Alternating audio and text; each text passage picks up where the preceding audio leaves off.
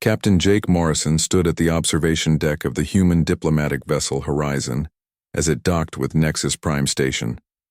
The massive space platform stretched for miles in every direction, home to representatives from 12 different star systems.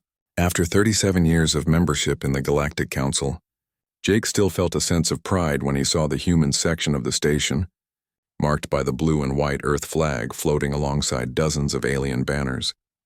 Dr. Linda Hayes adjusted her formal diplomatic robes as she prepared for the day's presentation. She had spent months perfecting the new faster-than-light communication technology that Earth wanted to share with all council members. The device was smaller than a briefcase but could send messages across the galaxy in mere seconds instead of weeks. Linda believed this gift would strengthen humanity's bonds with their alien allies.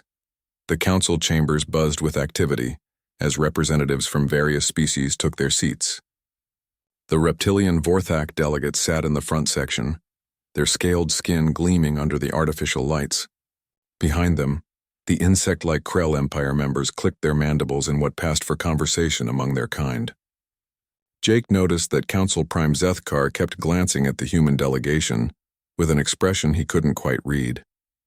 Linda stepped up to the central podium and activated the holographic display. The room fell silent as she began her presentation. She explained how the new communication system worked, showing detailed technical specifications and offering to provide the technology freely to all council members. Several alien representatives leaned forward with interest, but Jake noticed that some of the more powerful species seemed oddly quiet. After the presentation, Council Prime Zethkar rose from his ornate chair, his yellow eyes fixed on Linda as he spoke in his deep, rasping voice. He thanked humanity for their generous offer and suggested they celebrate this moment of cooperation with a formal dinner that evening. All council members would attend to honor Earth's contribution to galactic civilization. Jake felt uneasy about something, but couldn't pinpoint what bothered him. During his military career, he had learned to trust his instincts, and right now they were screaming that something was wrong. He mentioned his concerns to Linda as they returned to their quarters, but she dismissed his worries as paranoia. Admiral Ben Clark's voice crackled through the communication system that afternoon, reaching Jake from Earth's defense headquarters. His message was routine, confirming that human colonies across the galaxy were operating normally and that trade relationships with council species remained strong. Jake filed the report but made a mental note to contact the Admiral again before the evening celebration. The dinner was held in the station's largest banquet hall, a room designed to accommodate the dietary and environmental needs of multiple species. Human delegates sat at round tables scattered throughout the space, mingling with their alien counterparts. The atmosphere seemed festive, with speeches praising the bonds of friendship between Earth and the Council. Jake sat next to Linda at the main table, sharing space with Zethkar and several other high-ranking council members. The conversation flowed smoothly, covering topics from trade agreements to joint scientific projects. Linda seemed completely at ease, laughing at alien jokes and discussing future collaboration opportunities. The attack began without warning during the dessert course. Jake's personal communicator erupted with emergency signals from across the galaxy. Human colonies on 5 different worlds were under simultaneous assault by what appeared to be pirate fleets. The attacks were coordinated and devastating, targeting civilian populations and critical infrastructure. Jake grabbed Linda's arm as chaos erupted in the banquet hall. Some alien delegates appeared genuinely shocked by the reports, but others seemed strangely calm. Zethkar's reaction was particularly disturbing as he watched the emergency broadcasts with what looked like satisfaction rather than concern. Linda tried to contact Earth's military command to coordinate a response, but her communications were being jammed by unknown sources. Jake realized that the jamming signals were coming from within the station itself. The truth hit him like a physical blow. This wasn't a random pirate attack. The Council had planned this massacre. More reports flooded in through emergency channels. Human ships throughout Council space were being ambushed by mysterious attackers who seemed to know exactly where to find them. The assault was too well coordinated to be anything other than a deliberate genocide attempt by the Council itself. Jake activated the emergency lockdown on his weapon systems as several Council security officers moved toward the human delegation. He grabbed Linda's hand and pulled her toward the nearest exit. knowing they had only minutes before the station's defenses would trap them completely. Sethkar stood up slowly, no longer bothering to hide his true intentions. He addressed the remaining humans in the banquet hall with cold satisfaction. He explained that humanity had become too dangerous to allow continued existence. Their rapid technological advancement and military capabilities threatened the established order of the galaxy. The Council had voted in secret to eliminate the human threat permanently. Jake and Linda fought their way through corridors filled with hostile security forces.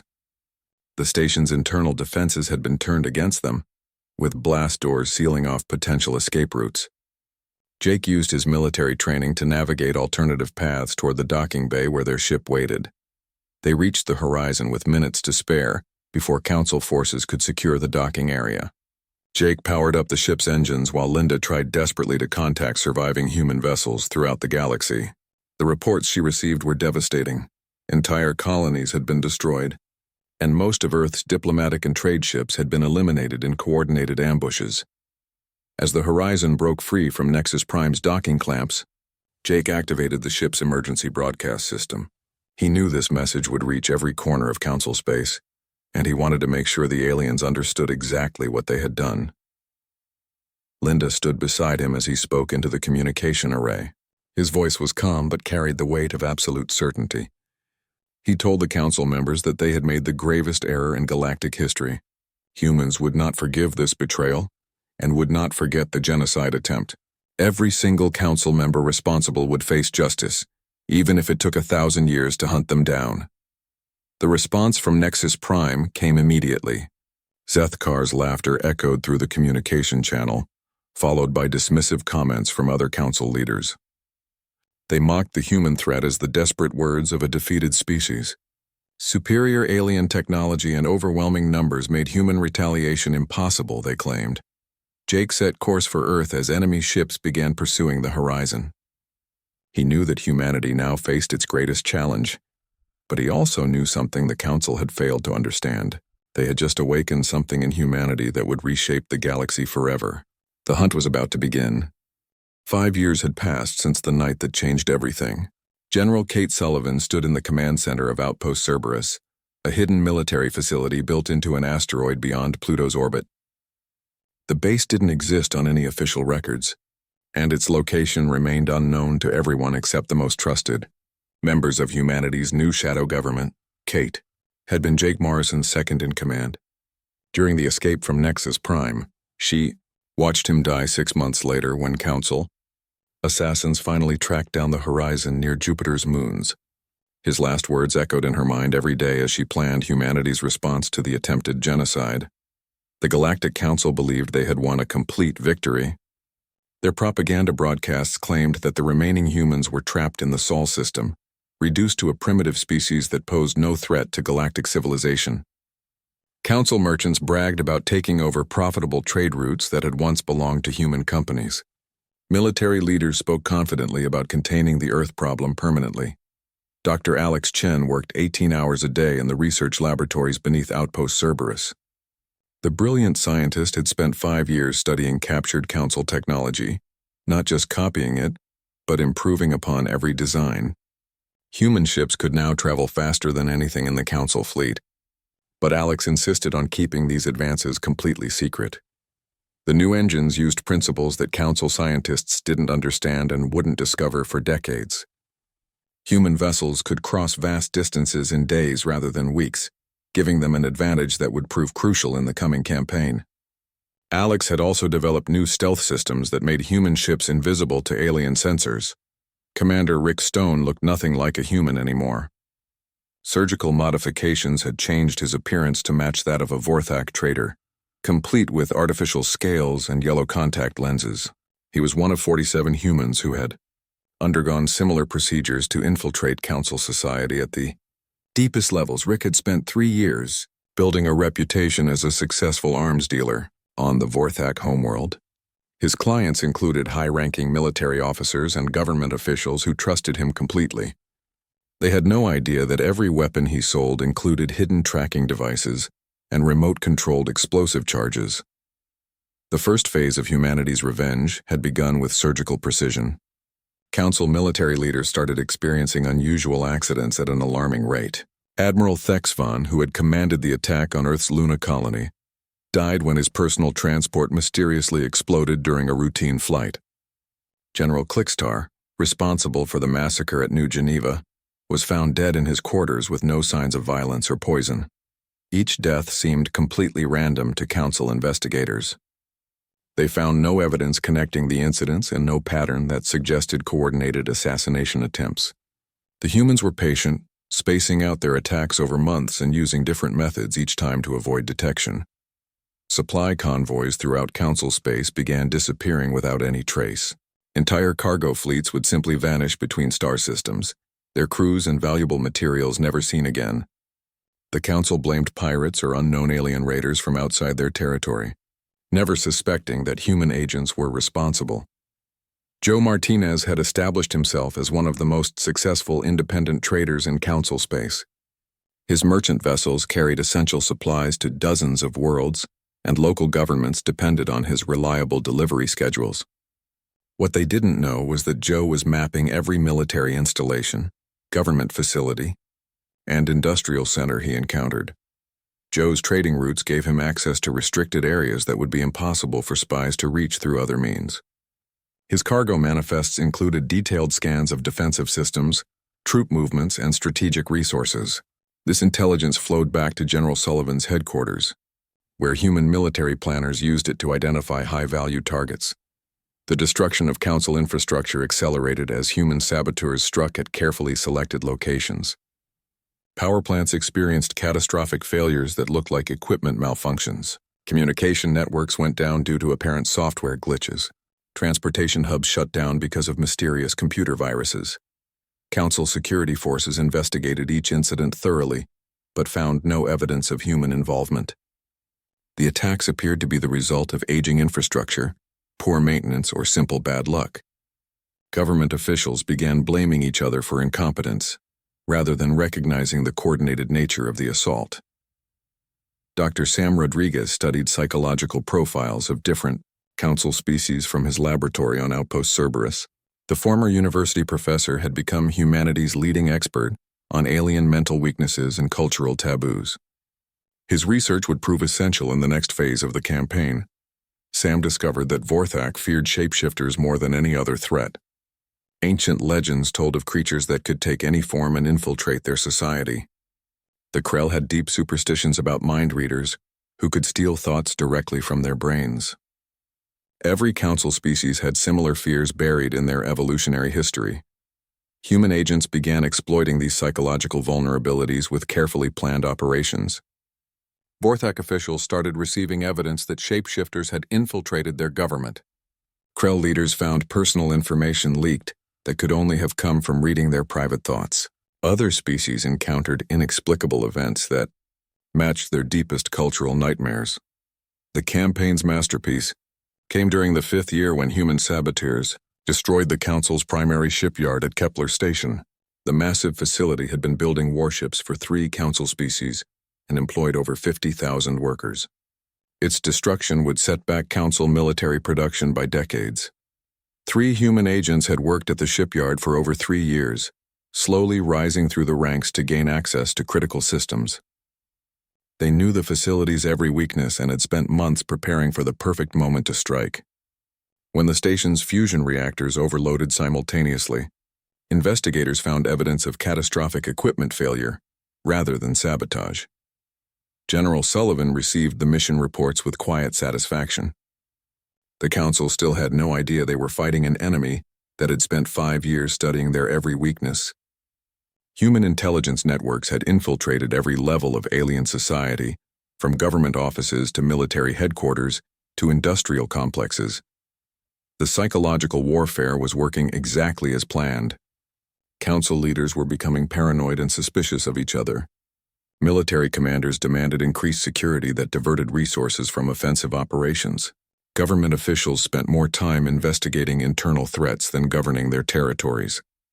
Kate knew that this was only the beginning of humanity's response to the attempted genocide.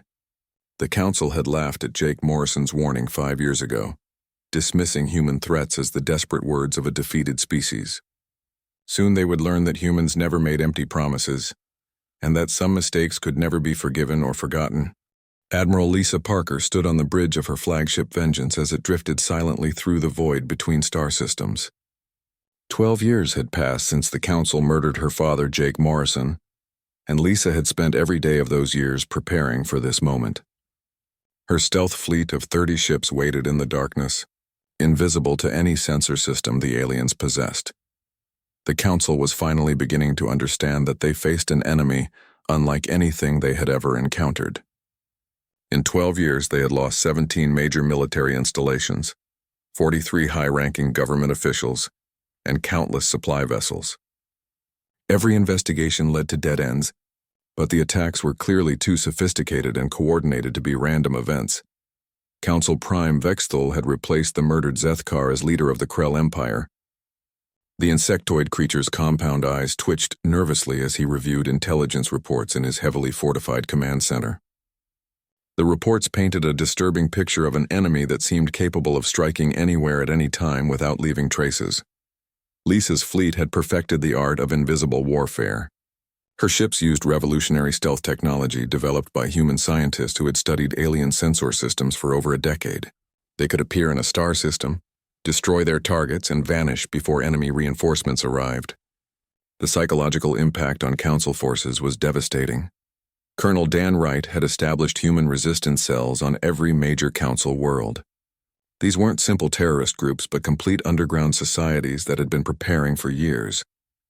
His operatives included merchants, technicians, government workers, and even some military personnel who had grown disillusioned with Council leadership.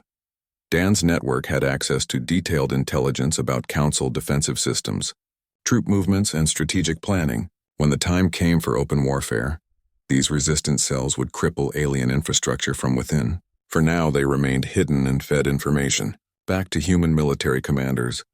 Dr. Sam Rodriguez had spent years developing psychological warfare techniques, specifically designed to exploit alien fears and cultural weaknesses. His research teams had identified the deepest phobias of each Council species and created campaigns to amplify those fears into paralyzing terror.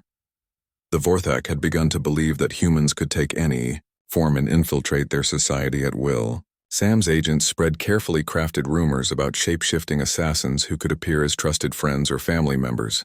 Government officials started demanding genetic scans of their own staff members, destroying trust within their organizations. The Krell became convinced that humans possessed telepathic abilities that allowed them to read alien thoughts directly.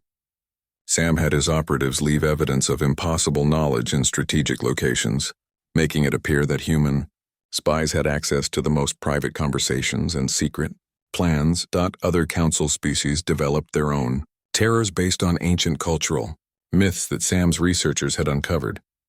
The aquatic depths dwellers feared creatures that could survive in their underwater cities. The energy beings of the Spiral Nebula worried about entities that could disrupt their electromagnetic fields. Council military forces were paralyzed by paranoia and mistrust. Soldiers refused to follow orders from commanders they suspected might be human infiltrators. Intelligence services spent more time investigating internal security than tracking external threats. Government officials demanded constant protection that diverted resources from critical operations. Lisa received orders for the most ambitious operation yet attempted by human forces. The Council's new superweapon facility on Terminus Prime was nearing completion. The massive orbital platform could destroy entire planets with focused energy beams, and Council leaders planned to use it against Earth itself. The assault on Terminus Prime would require coordination between Lisa's stealth fleet, Dan's resistance cells, and human agents who had been working inside the facility for 3 years. The operation had to succeed completely because failure would reveal the true extent of human military capabilities. Lisa's ships approached Terminus Prime during a shift change when sensor coverage was weakest. Her fleet remained invisible until the last possible moment, then struck with overwhelming firepower. The orbital platform's defenses had been sabotaged from within by Dan's operatives, leaving critical systems vulnerable to attack. The battle lasted only 18 minutes, but its impact would echo across the galaxy for decades. Human ships demonstrated technology that surpassed anything the Council possessed. moving with impossible speed and firing weapons of devastating power. The superweapon facility was completely destroyed along with its escort fleet of 60 vessels. More shocking than the military defeat was what happened next. Human agents activated hidden programs in the facility's computer systems, turning the Council's own superweapon against their capital world of Nexus Prime. The energy beam that was meant to destroy Earth instead carved a massive scar across the alien planet's surface. The message was unmistakable. Nowhere was safe from human retribution. No defensive system could protect Council worlds from an enemy that had already infiltrated their deepest secrets. The humans were always watching, always planning, always preparing their next devastating strike. Council Prime Vexthal attempted to open secret negotiations with Earth's government. His diplomatic messages offered peace treaties, trade agreements, and even reparations for the attempted genocide 12 years earlier. The human response never varied from the original demands: unconditional surrender and full accountability for war crimes. Panic spread throughout Council space as the reality of their situation became clear. They had awakened a sleeping giant that possessed capabilities they couldn't understand or counter. Human technology had advanced far beyond their own, and human agents had penetrated every level of their society. Several smaller Council species began withdrawing from the Alliance, desperate to avoid becoming targets of human vengeance. Their military forces retreated to defend home systems, while their governments tried secretly to negotiate separate peace deals with humanity. Lisa watched from her command bridge as enemy ships fled from yet another successful raid. Her father's warning 12 years ago no longer seemed like the desperate threat of a defeated species. The Council was learning too late that humans never made promises they couldn't keep, and that some betrayals could never be forgiven. The galaxy was changing, and humanity was driving that change with relentless determination. Every Council victory had been temporary, but human defeats only made them stronger and more dangerous.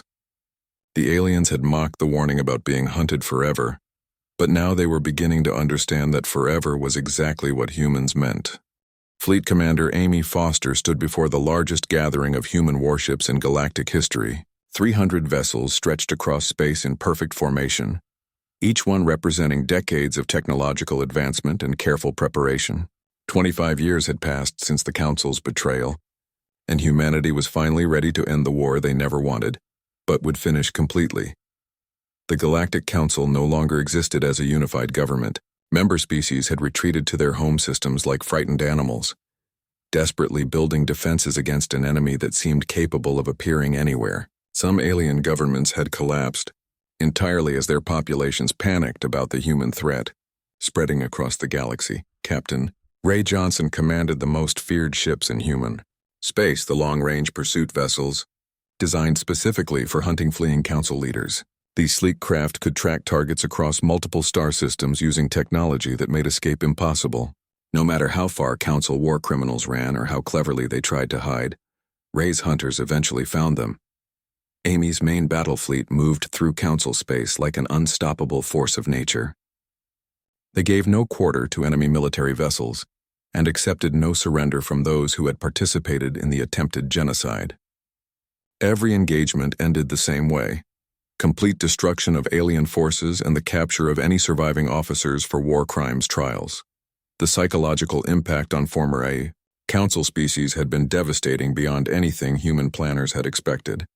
The Vorthak homeworld experienced complete governmental collapse when their population became convinced that shape-shifting humans had replaced all their leaders. Military units refused orders from commanders they suspected of being alien infiltrators. The Krell Empire fared no better under the constant pressure of human psychological warfare. Their insectoid minds couldn't cope with the certainty that humans could read their thoughts and predict their actions.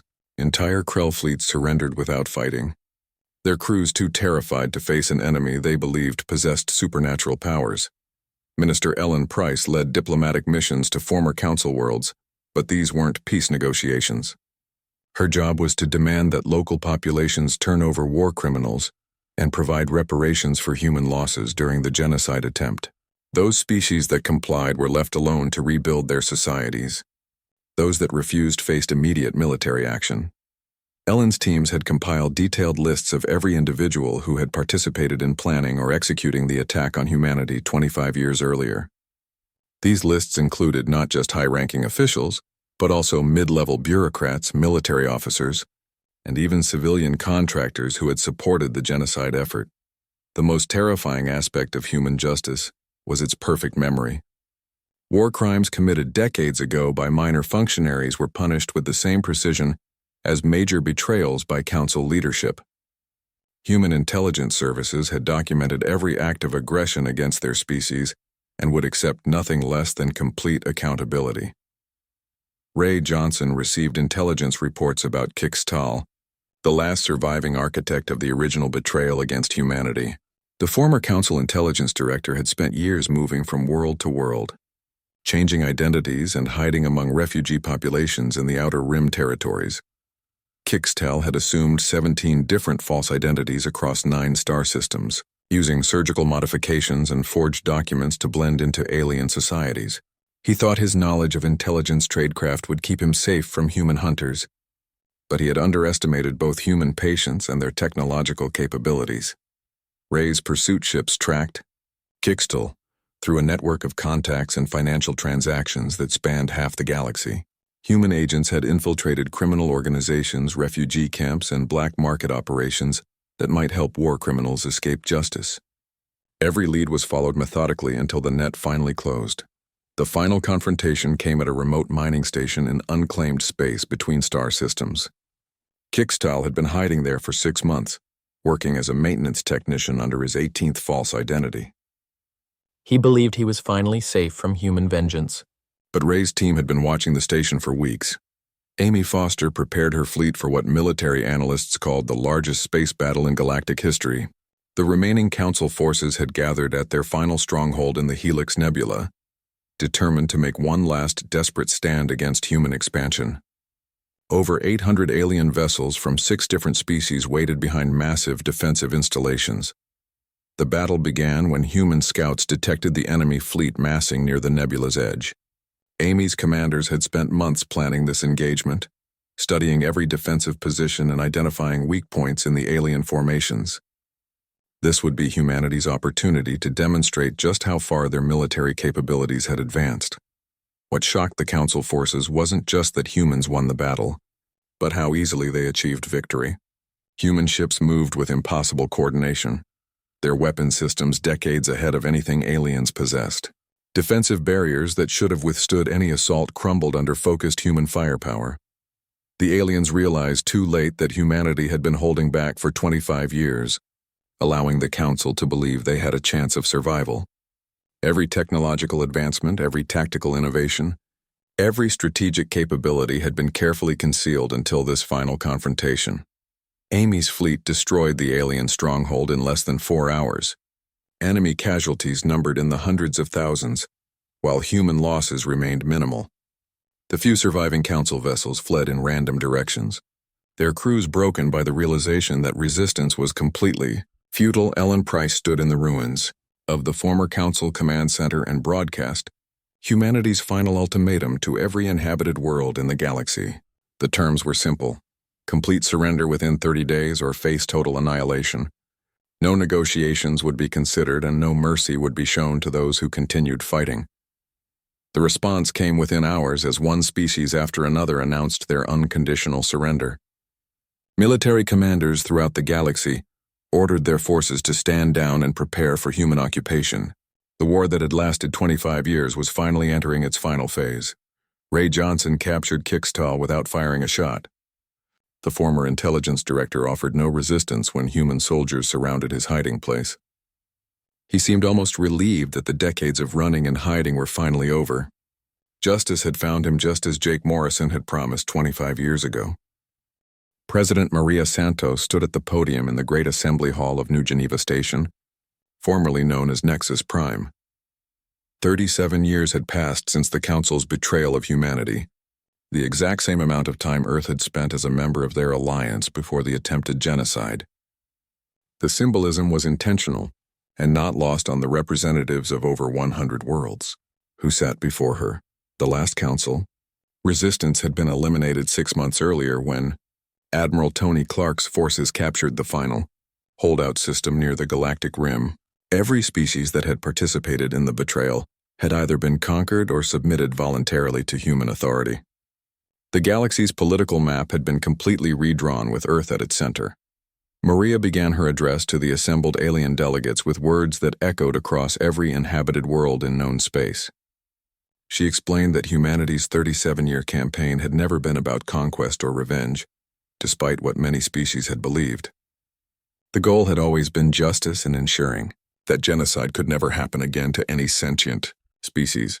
Judge Carol Bennett presided over the largest war crimes tribunal in galactic history from her courtroom in New Geneva's judicial complex. The proceedings were broadcast live to every world, ensuring that all species understood the consequences of attempting to eliminate another race entirely.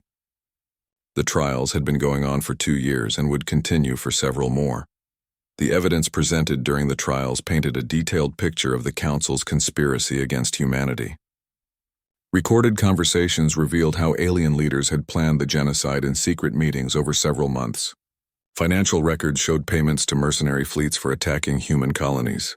Military documents outlined coordination between different species in the assault. Carol maintained strict adherence to legal principles throughout the proceedings, ensuring that even the worst war criminals received fair trials. Evidence had to meet rigorous standards, witnesses were cross-examined thoroughly, and defendants were provided with competent legal representation. Justice required proper procedures, not just proper outcomes. Admiral Tony Clark oversaw the integration of former Council military forces into humanity's new Galactic Defense Force. Officers who had fought with honor during the war and shown no involvement in war crimes were welcomed into the reorganized military. Those who had committed atrocities faced trial and punishment. Tony had been Jake Morrison's student at the Earth Naval Academy before the betrayal, and he carried forward his mentor's belief that honorable enemies deserved respectful treatment. The new military structure included alien officers at every level. Though humans retained ultimate command authority to prevent future conspiracies, Dr. Kevin Walsh worked 18 hours a day in his research facility documenting every detail of humanity's long campaign for justice. His comprehensive history would become the definitive account of how Earth responded to attempted genocide and transformed the galaxy in the process. The book's title reflected humanity's patient determination. The Long Hunt, How Humanity Kept Its Promise. Kevin interviewed hundreds of participants from both sides of the conflict, creating an objective record of events that would serve future generations. His research revealed the careful planning and incredible patience that had made human victory inevitable once the campaign began in earnest. The new Galactic Constitution took 3 years to write and incorporated input from reformed alien governments alongside human legal scholars. The document included specific provisions making any attempt at species-wide elimination a crime punishable by immediate military intervention from all member worlds. Maria insisted that the Constitution protect the rights of all sentient beings while establishing clear consequences for those who would threaten others' existence. The government structure gave Earth a permanent leadership role but included meaningful representation for every species that accepted the new order peacefully. Former Council species adapted to human rule with varying degrees of success. The Vorthak embraced their new status and became enthusiastic supporters of the reformed government, grateful to be free from the paranoia that had consumed their society during the war. Their natural trading instincts made them valuable partners in rebuilding galactic commerce. The Krell required more careful handling due to their rigid hierarchical mindset, but they eventually accepted human authority once they understood the clear chain of command. Their technological expertise proved essential in developing new defensive systems for the reformed alliance. Other species took longer to adjust to the reality that humanity now controlled their destiny. Some required military occupation for several years before their populations accepted the new government. A few smaller worlds attempted rebellion but quickly discovered that human intelligence services had infiltrated their societies completely. Trade and communication flourished under human administration as former enemies became partners in building a more stable galactic civilization. The faster-than-light communication technology that had sparked the original crisis was finally distributed freely to all worlds, connecting distant systems in ways the old council had never achieved. Carol Bennett's courtroom saw the final major trial of the war, Crimes proceedings when former Council Prime, Vexthal faced judgment for his role in planning humanity's destruction. The insectoid leader showed no remorse for his actions, claiming that eliminating humans had been necessary for galactic stability. His defiant attitude only reinforced the righteousness of human justice. The memorial service for victims of the original betrayal took place on the anniversary of Jake Morrison's escape from Nexus Prime. Representatives from every world in the new alliance gathered to honor the millions of humans who had died in the Council's surprise attack. 37 years earlier, Maria delivered the memorial address standing beside a monument that listed every human victim of the genocide attempt. Her words carried the weight of history as she repeated the promise that had driven humanity's long campaign. Humans do not forgive and humans do not forget, but humans also believe in justice, redemption, and the possibility of a better future for all sentient life. The ceremony concluded with a moment of silence observed simultaneously on hundreds of worlds throughout the galaxy. Human children played alongside alien children in New Geneva's parks while their parents watched the broadcast, representing the hope that the new order would prevent such tragedies from ever occurring again. Human patrol fleets continued their regular routes through every sector of the galaxy, while intelligence services maintained their careful watch over all member worlds. The message remained clear to any who might consider future betrayals. Humanity's promise was still in effect. Peace was maintained through strength, and justice would be enforced through eternal vigilance. The hunt was over, but the hunters would never sleep again.